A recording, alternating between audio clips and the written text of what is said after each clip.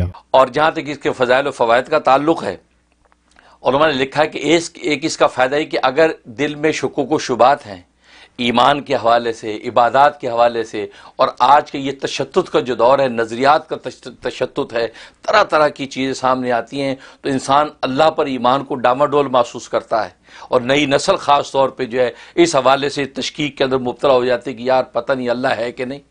فرمایا اس کے لیے زبردست اس میں تاثیر ہے کہ یا اللہ یا اللہ یا اللہ، فرمایا 1000 مرتبہ پڑھ کے سینے پہ دم کیا جائے اور پانی دم کر کے پلا دیا جائے، فرمایا جس قسم کی دل کے اندر شکوک و شبہات ہوں گے رفع ہو جاتے۔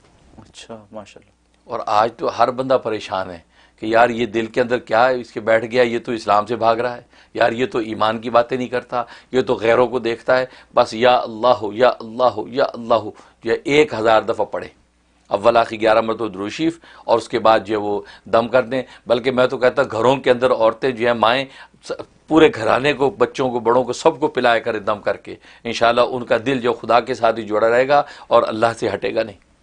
یہ کس کا یہ فائدہ؟ کتنے دن کرے؟ یہ 41 ڈیز، 41 دن، 41 دن کریں، انشاءاللہ تبدیلی آ جائے گی۔ اور دوسرا فائدہ اس کا یہ کہ اگر کسی کا کام اٹکا ہوا ہے، بڑا مشکل کام ہے، ہو نہیں پا رہا، اور زور لگا لیا، ساری کوشش کر لی، کام نہیں ہو رہا، تو جمعے کی نماز سے پہلے خلوت میں بیٹھ کے صرف 200 مرتبہ پکارنا ہے۔ اچھا، اللہ اللہ اللہ اللہ، 200 مرتبہ بس اس کا ورد کرنا ہے، اول آخر 11 مرتبہ درود شریف کے ساتھ۔ فرمایا کہ کیسا بھی مشکل کام ہو اللہ تبارک و تعالیٰ اگلے جمعے سے پہلے حل کر دیتے ہیں۔ اچھا، عجیب تاثیر ہے اس میں، صرف ایک دن کرنا؟ صرف ایک دن، پھر اگلے جمعہ ہے، اگر نہیں پھر کر لیں تو، ورنہ فرمایا کہ وہ تو پڑھنے والی کی اس پر ہے، کس سچائی کے ساتھ پڑھ رہا ہے، صدقے دل سے پڑھ رہا ہے، تو اگلا جمعہ آنے سے پہلے کام ہو جانا ہے۔ ورنہ فرمایا کہ 7 جمعے پورے کر لے، انشاءاللہ کہیں نہیں جاتا کام، آپ کا کام ہو کے رہے گا۔ سبحان اللہ۔ یہ جمعے کی نماز سے پہلے، خواتین جمعہ نماز نہیں پڑھتی، گھر میں ہوتی ہیں، تو دیکھ لیں کہ جب وہ لوکل مسجد میں جمعے کی نماز کب ہے جی، 1:30 بجے مثلا جماعت ہے، بس اس سے پہلے وہ 1 بجے بیٹھ کے گھر میں پڑھ لیں، 12:30 بجے، تو اس سے پہلے پڑھ لیں خلوت میں بیٹھ کے یکسوئی کے ساتھ، انشاءاللہ بہت زبردست عمل ہے۔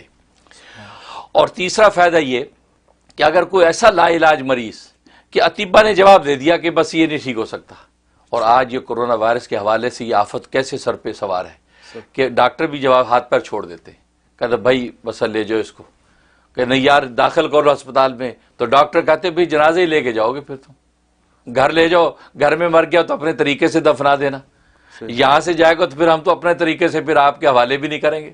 یہ ڈاکٹر کہہ رہے ہیں یہاں پہ، کتنی خطرناک بات ہے۔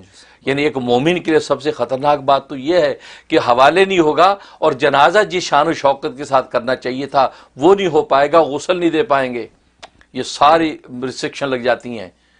تو ایسا مریض اگر گھر میں ہو گیا، اس کو افیکٹ ہو گیا، اور عام طور پہ تو یہاں ڈاکٹرز اب یہی کہہ رہے ہیں کہ بھائی دیکھو جب تک کہ سانس نہیں اکھڑنے لگا نا، اس وقت تک تو ہم داخل ہی نہیں کرتے، آپ لے جاؤ، ابھی تو صرف بخار آیا ہوا ہے، جسم ٹوٹ رہا ہے۔ تو اس موقع پہ اس سے اچھا عمل کوئی نہیں ہے، اس سے اچھا عمل کوئی نہیں ہے، اور اس کے لیے 125 مرتبہ یا 66 مرتبہ، 66 مرتبہ یہ اللہ کا ورد کرنا ہے۔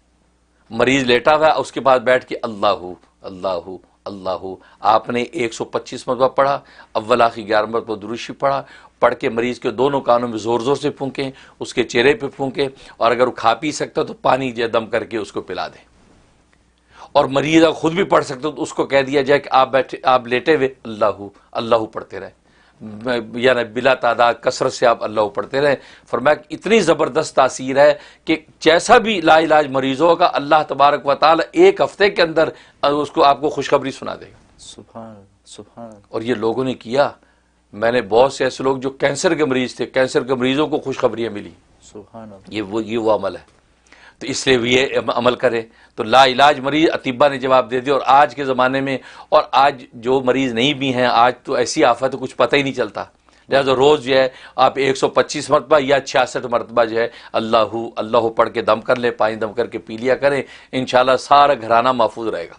سبحان اللہ۔ یہ اس کا فائدہ۔ اور جو قومے میں چلے گئے وہ بھی اٹھ جائیں؟ بالکل، جو قومیں چلے گئے اس کے بعد بیٹھ کے پڑھنے والا پڑھے، اس کے بعد پڑھے اور پڑھ کے اس کو اوپر دم کر دے، پھونک دے، بس صبح شام کرتا رہے، آپ دیکھیں انشاءاللہ، کیونکہ اللہ کا نام ہے، یہ قوما کچھ بھی ہو تو زندہ، وہ تو پتھروں کو زندگی وہ بخش دیتا ہے، زبان کے اندر گویائی جو پیدا کر رہا ہے، تو فرمایا حضرت حکیم الامت تھانوی رحمۃ اللہ فرماتے ہیں نا، جو اس زبان کے لوتھڑے میں گویا پیدا کر دیتا ہے وہ تو پورے وجود کو بھی گویا کر دے گا، بالکل کل کو تو پورا وجود بولے گا۔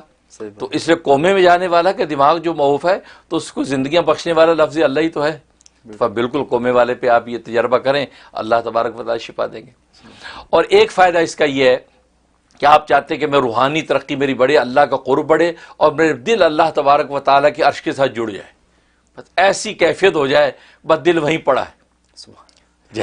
جیسے جب مسجد میں دل پڑا رہے، ایک مومن مسلمان کی خواہش ہوتی ہے، یہ چاہتا ہے میرا دل خدا کے عرش کے ساتھ لٹکا رہے، جیسے حضرت یحییٰ علیہ الصلوۃ والسلام کا لٹکا رہا۔ تو فرمایا کہ اس طرح ایسی کیفیت میری ہو جائے، تو فرمایا کہ اسی میں تاثیر ہے اس کی، اچھا اسی اللہ کے لفظ میں تاثیر ہے۔ فرمایا کہ اللہ کا جو ورد ہے 1000 مرتبہ کرے، 1000 مرتبہ یکسوئی سے تنہائی سے بیٹھ کے، اور اسی تصور سے کہ یا اللہ دل کی ایسی کیفیت ہو جائے کہ دل جیسے عرش کے ساتھ جڑا ہوا، بس دنیا نکل جائے دل سے، بس دنیا بس دائیں بائیں تو ہو لیکن دل میں سوائے تیرے کسی کا خیال نہ ہو، بھائی یہ شان اور کیفیت عطا کر دے۔ تو 1000 مرتبہ روزانہ اللہ اللہ اللہ کا ورد کر لے، اول آخر 11 مرتبہ درشی پڑھ لے، اور اپنے بدن پہ دم کر لے، خدا سے فریاد کر لے، انشاءاللہ اللہ تبارک و تعالی ایسا سینہ اس کا 41 دن کے اندر اس کا سینہ ایسا منور کر دیں گے کہ اس کو پھر جو ہے وہ دنیا میں چلے گا، جنت کا مزہ لوٹے گا۔ یہ اس کے فضائل فوائد ہیں، اللہ تبارک و تعالی عمل کی توفیق عطا فرمائے۔ جزاک اللہ حضرت۔ اس میں آپ نے ایک چیز فرمائی تھی حضرت شیخ کے حوالے سے، پیران پیر کے حوالے سے، کہ اللہ اس طرح سے کہے کہ کوئی اور کچھ بھی نہ ہو، خالص ہو کے اللہ کو پکارے۔ تو خیالات نہ ہونے کا کیا مطلب؟ اس لمحے میں نہ ہو، کیونکہ اس سے پہلے اللہ کا نام پکارنے سے پہلے بھی خیالات ہیں، اس کے بعد بھی خیالات ہیں، اور پھر خیال نہ ہونے سے کیا مراد؟ کیونکہ اپنی ضرورت کا خیال تو کم سے کم ہوگا جس ضرورت کے لیے پکار رہا ہے۔ یہ اچھا سوال کیا، بہت اچھا پوائنٹ اٹھایا۔ بھائی نہیں، وہ اس لمحے میں جب پکار رہا ہے نا، اور جس ضرورت کے لیے پکار رہا ہے، اس لمحے میں بس یہ تصور و صدق دل سے کہ اس ذات کے علاوہ کوئی کرنے والا نہیں ہے، اس کو پورا اسی ذات ہی نہیں کرنا، اور کوئی کر ہی نہیں سکتا۔ اچھا، بھلے بظاہر چھوٹا سا کام ہے، مثلا ایک نمک کی ڈلی لینی ہے یا ایک جوتی کا تسمہ، تو تبھی تو نبی کریم صلی اللہ علیہ وسلم نے فرمایا کہ جوتی کا تسمہ ہو یا نمک کی ڈلی ہو، وہ بھی خدا سے مانگو۔